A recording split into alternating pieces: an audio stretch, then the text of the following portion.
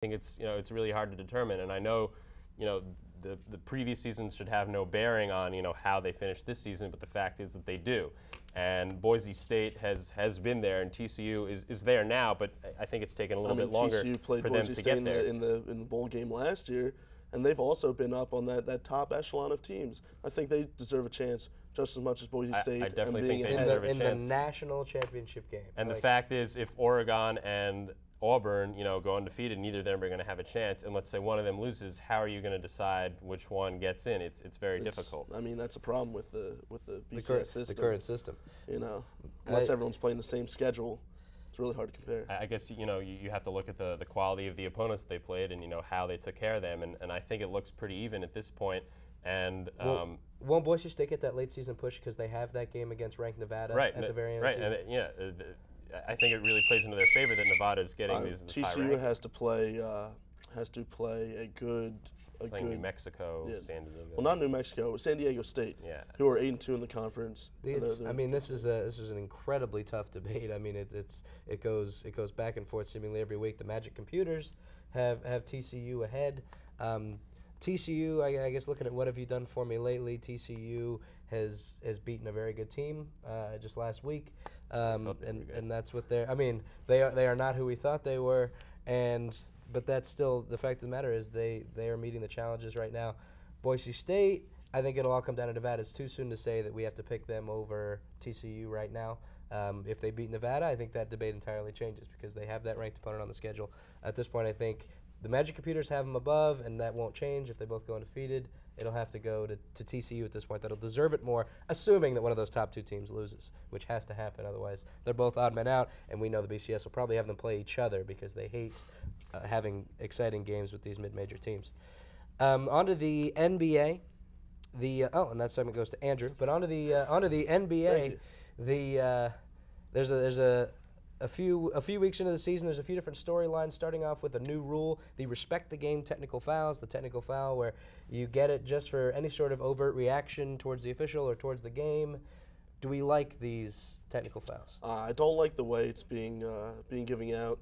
The refs, it seems like a power trip to give a guy, to tee him up just for asking about the call, arguing the call. I feel like it's with baseball where a coach comes out and argues against balls and strikes. Yeah, the umpire. There's no way you can win, but you just want to get your point across. Yeah. So I don't think they should be teed up for that. I do like, though, that they are, cracking down, saying, on some cases, if you're touching the ref, cursing, some cases is too much, and there's respect for the game. We want the game to continue.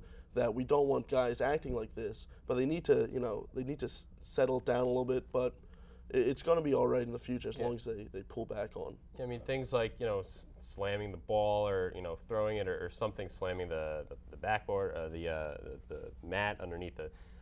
I think you need to let the players air their frustration a little bit because, you can't get everything out Basketball, while so passing and shooting involved. the ball. You're running up and down the court. You need a little break, in between plays, and as long as, you're not kicking the ball high into the stands or you're not, pulling down the referee's pants. Throwing drinks at Ron Artest. I think that they should have some leeway to give off the feelings that they need to display in order to get back into the rhythm of the game. And it's really it's not disrupting the game and it's not against the game. It's for the players themselves. As long as they don't take it too long or don't delay the game. So you want to go back to the way it was, or do we agree that there should be some new rule there? Well, you need some balance in between keeping the game safe. It's basically like a don't be a knucklehead, as Charles Barkley would say, rule. Pretty much. It's basically what it is.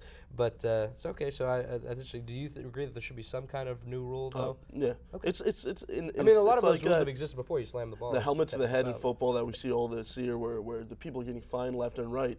There should be a rule about it, but to that severity. There were two big basketball moments this past week that made a lot of news. Millsap of the Utah Jazz had a ridiculous fourth quarter and overtime to send the Jazz to victory. And the Indiana Pacers, Roy Hibbert, Tyler Hansbrough, and everybody, and Mike Dunleavy, 54 points in a quarter, going 20 for 21 from the field. Which moment is the better moment in basketball this week? I loved watching that Paul Millsap game where he, in the last 28 seconds, scored 11 points. He had 3 threes in a row. And that guy, his career threes, he's 2 for 20 on it. And he for hit him to 2, randomly, and then he hit 3 in the last minute of the game. A burst out of 46 points against such a good team coming back on them, it just says something. And I think personally, it's just it was just a better experience watching than I know. 144 is a lot of points, and the way they did it was impressive. You see high scores, around 120, very common in the NBA. But just for one guy to dominate this game. Yeah, but 144 is a lot of points. 54 points in a quarter is one of the highest scoring quarters ever. Thank you. And you're talking about the Indiana Pacers, and we're talking about Paul Millsap.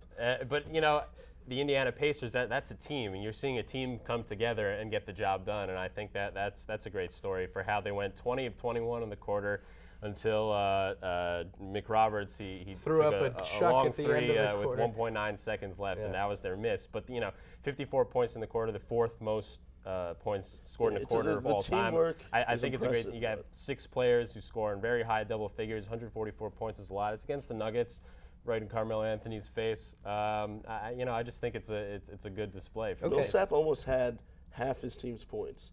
And I know it's a great team effort, 144 points. And that's what you want to see from a team that's not supposed to be doing very well, which they aren't. Come together. Let's see how well you guys predict the future here. The Lakers going to win 70 games. They're off to a great start this season, just coming off their first loss, but off to a great start. Are they going to win 70 games? Fiction. They're not going to win 70 games. Clearly, they're the best team in the NBA so far. They just lost their first game last night. But, they went 57-25 last season, and I'm not sure that they are better this season than they were last season, and certainly their competition, at least in the East, is better.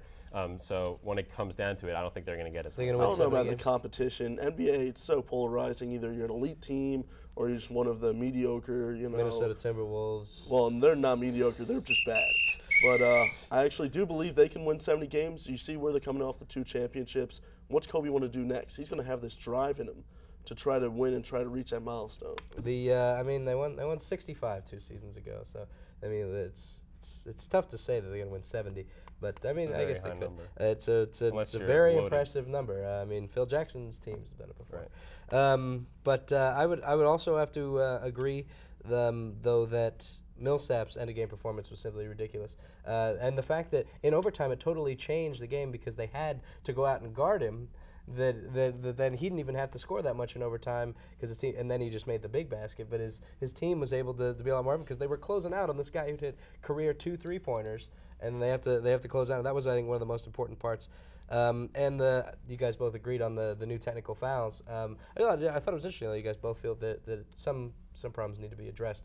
But for your Millsap argument, I'm giving that segment to Andrew, and that gives him a 2-1 lead here on Unstoppable, heading into segment 4, which is the NFL. The NFL season's about halfway done. We've got lots of different talking points. We're going to talk the MVP race today. Who's your MVP through half of the NFL season? First half of the NFL season, I'm going to give it to Phillip Rivers, quarterback, San Diego Chargers, not on the New York Giants. He is 56 yards away from having thrown 3,000 yards, and that is on pace to shatter Dan Marino's single-season record of 5,000-something, 84. And his numbers are amazing right now. He's got 19 touchdowns, the most in the league. His quarterback rating is 102.9. That's pretty high, even though it's not the highest. He throws for 327 yards a game. San Diego is 4-5, and granted, at the end of the season, you usually don't give the MVP to a player on a team that isn't doing so well. But the fact is that without him, this team really wouldn't be 4-5. It would be much less than that because they've been playing really terribly for the most part. And his numbers are through the roof. He's doing everything he can to keep this team together. And they wouldn't be nowhere close to the top of their division like they're getting. If it wasn't for Phillip Rivers and everything he's done. And he's always played better in the second half of the season, so we could even see an even better Phillip Rivers, right? It is possible. But just for the first half of the season, he has the numbers to be the MVP. Yeah, statistics are one thing. Peyton Manning. Statistics don't matter. Statistics do matter. Okay. Peyton Manning is right up there. But as looking at people who are the MVPs of their team, I do believe Phillip Rivers. He's a great quarterback for that team. It's less talented than the Colts. But right now, the Colts, with all their injuries, should nowhere be near the top of their division, 5-3. They almost beat a very high-rising Philly team last week, And when you look at Peyton Manning,